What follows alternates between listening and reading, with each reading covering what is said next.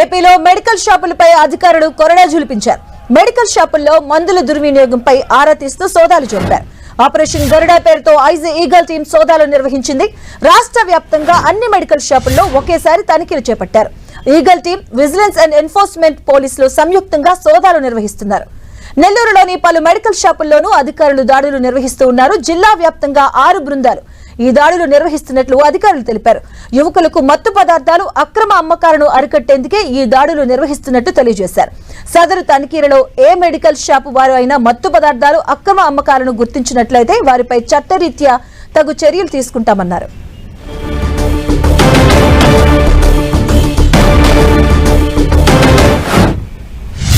వీళ్ళ దగ్గర ఏవైతే బిల్లుల మేరకు ఉన్నాయో ఆ బిల్లుల మేరకి ఆ డ్రగ్స్ ఏదైతే అమ్మకూడనటువంటి ప్రిస్క్రిప్షన్ లేకుండా ఉన్నటువంటి బిల్స్ సంబంధించినటువంటి మెడిసిన్స్ అన్నీ కూడా చెక్ చేయడం జరిగింది.